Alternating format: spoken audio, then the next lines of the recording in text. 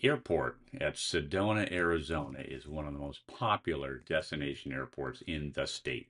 It's known for the splendid view of the Red Rocks, and the airport restaurant, the Mesa Grill, is extremely popular. In fact, after having waited in line for quite a while several times, I recommend making reservations, especially on weekends. Now, every airport is worth a bit of study ahead of time, but if you're going into Sedona when the weather is IFR, well, we've got something to talk about. Welcome to another real-world SF-50 flying video. This one is titled, The Sedona Missed Approach. Hello, I'm David Weeks. I've been flying professionally for over 50 years, starting as a CFI, then as a charter pilot in light twins. I spent time as an air ambulance pilot in a Swearingen Metro, and I worked as a demonstration pilot for the Learjet factory. I had a 35-year airline career, flying the Boeing 737-200 and 300, the Airbus A320 series, and I retired as a Boeing 787 captain. I'm also a current CFII. I've got over 800 hours in the SF-50, and I'd like to share my SF-50 experiences with you. Now, there may be other YouTube channels that have glitzier production values than this one.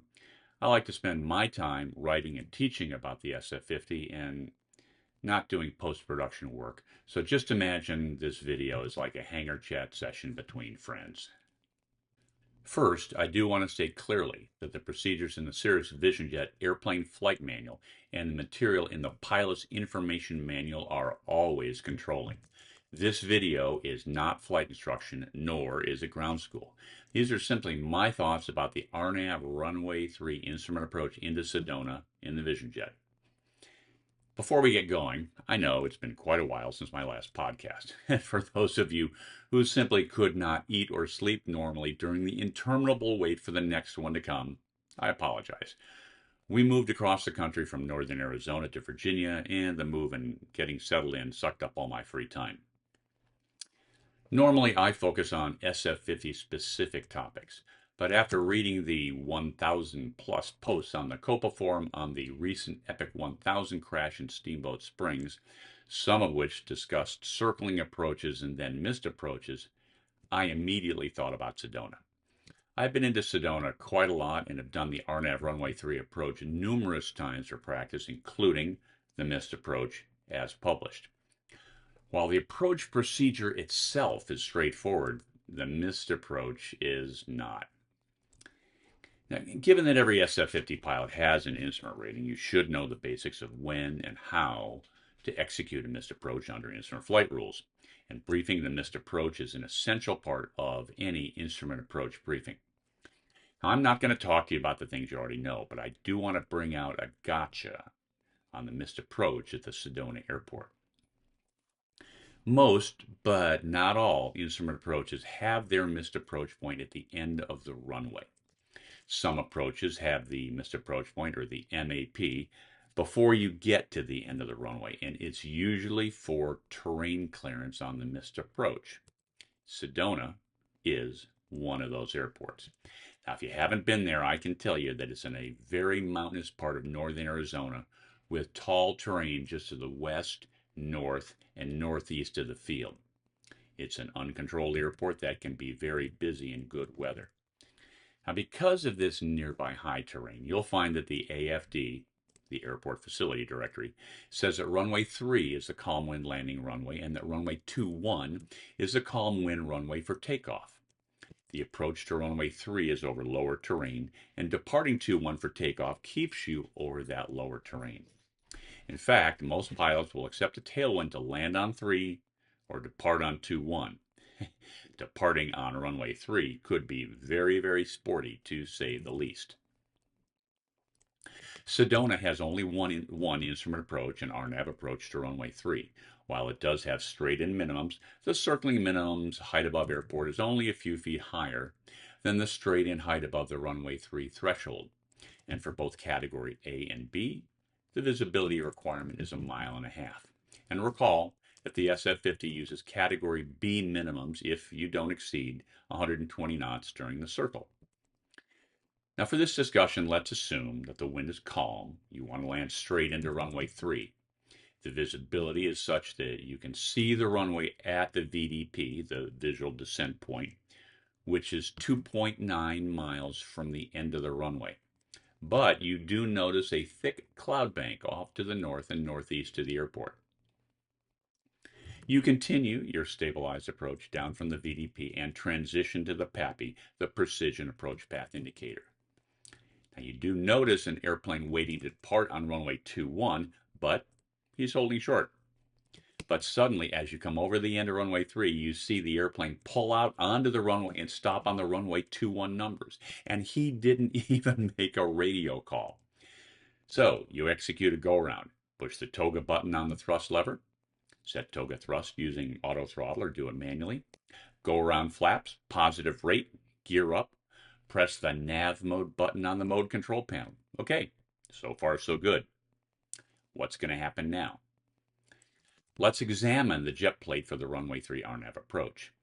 The first and most important thing I want to point out is that the missed approach point is at LOM, which is 1.3 miles before the end of the runway. So you're starting the missed approach 1.3 miles after the point at which terrain clearance is provided during the missed approach. And as they say, this could be a bad thing. The jet plate shows higher terrain in brown with a 6,000-foot MSL terrain line depiction. The dashed line representing the missed approach path appears to turn inside the terrain depiction, but you can't assume that's what's going to happen in real life. Now, since 2012, circling minimums take high altitudes and winds into account. The protected radius for Category B is 1.7 miles. But we're starting the missed approach 1.3 miles past the missed approach point.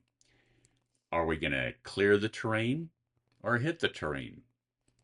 Now, I have not been able to find out what bank angle the FAA assumes when designing the missed approach, but I would wager that it's a bank angle of 25 to 30 degrees.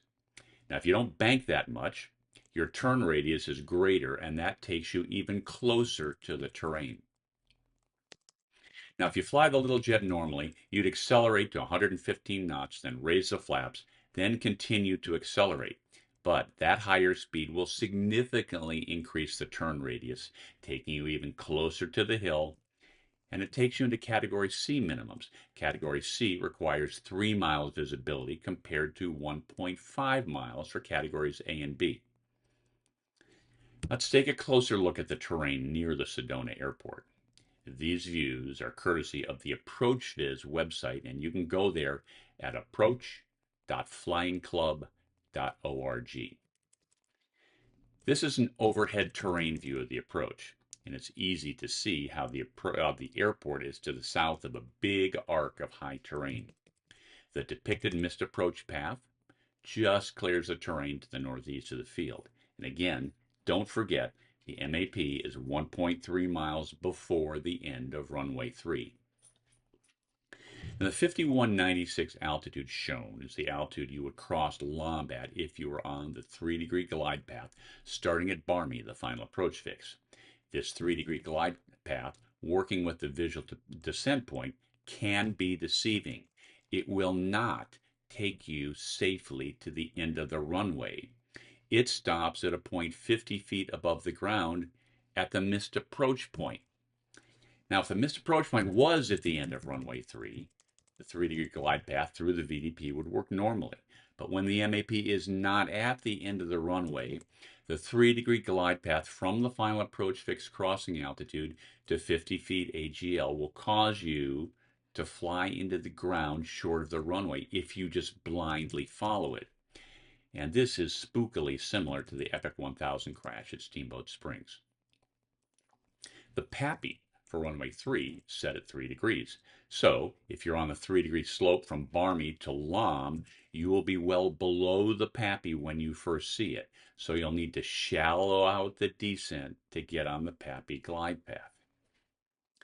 Now, let's look at the terrain in relation to the missed approach path, again, as shown by ApproachViz. Unfortunately, ApproachViz does not show the actual terrain elevations, but we can see that the depicted path clears the terrain off to the left of the aircraft by some small amount. I want to say I do not know how the website came up with the depicted flight path. But here's another view with the flight path superimposed on the NOS approach plate, which has a few more terrain details. The runway 3 touchdown elevation height is 4,793 feet MSL. If you started the missed approach at 50 feet AGL over the end of the runway, you'd be starting at 4843 MSL. Now, to my eye, the 6,000 foot MSL terrain line appears to be just under 2 miles from the dashed line. But again, that's if you start the mist at LOM.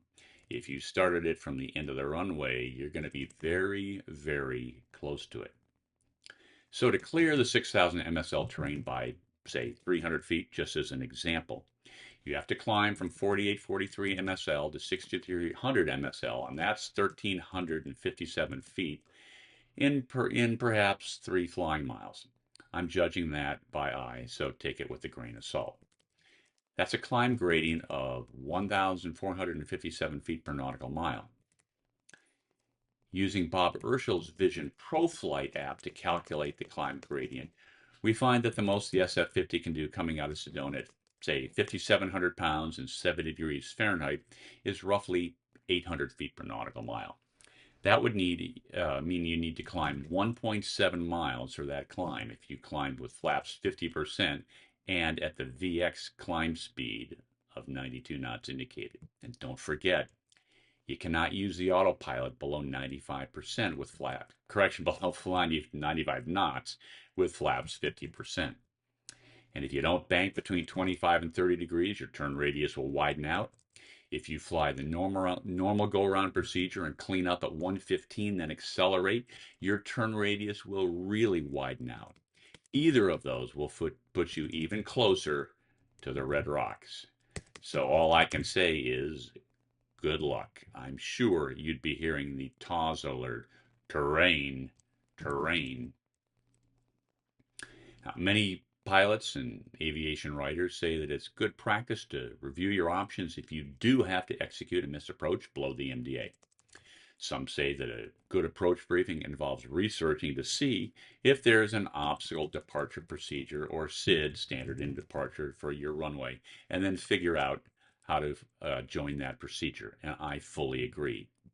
But Sedona is not going to help you out. A look at the FAA's takeoff minimums page shows that you cannot depart runway 3 when IFR due to, you guessed it, obstacles. Hence, there is no ODP or SID for runway 3. Runway 21 is the only approved runway for IFR departures, and it does have a standard instrument departure to keep you away from the terrain. But I can't see any realistic way to join the SID from over the end of runway 3. So no amount of pre-planning is going to help you find a published way to get out of runway 3. So what do you do? If you can see the terrain on the missed approach segment, then you're in luck. Low ceilings and good visibility are better than high ceilings and no visibility, as you could, if need be, stay under the cloud deck and stay in VMC to lower terrain. But this is something of a Hail Mary tactic. If you can't see the terrain, you're in a world of hurt. Now, after considering the terrain and the weather, I can easily see how many pilots would simply not do this RNAV Runway 3 approach into Sedona in anything resembling minimums weather, and I know that I won't. Sure, go ahead and do it to descend underneath the cloud layer into good VMC, but if there's any chance of IMC weather on the missed approach path, well, as Nancy Reagan used to say, just say no. Now, here's some takeaways I'd like to leave you with. One, when you brief the approach, and please do not wait until the top of descent to do your approach briefing, look for a missed approach point that's before the end of the runway. That's an indication that obstacles may be a factor on the missed approach. Two, if the missed approach point is not at the end of the runway and there is a published descent angle and visual descent point, be very aware that the descent angle will not take you to the end of the runway. It will stop at 50 feet AGL at the missed approach point, which is not at the end of the runway. So you'll have to shallow your descent to get onto a normal glide path relative to the end of the runway. Consider what to do if you go missed after passing the missed approach point. You're not guaranteed a safe route out nor any obstacle clearance. Take the time to look for a SID or ODP. If you can't find one, like at Sedona, give careful thought to the weather, and if it's too bad to allow any escape route or altitude, don't go. If in doubt, just say no. I'm David Weeks, and thanks for watching this episode of Real World SF50 Flying.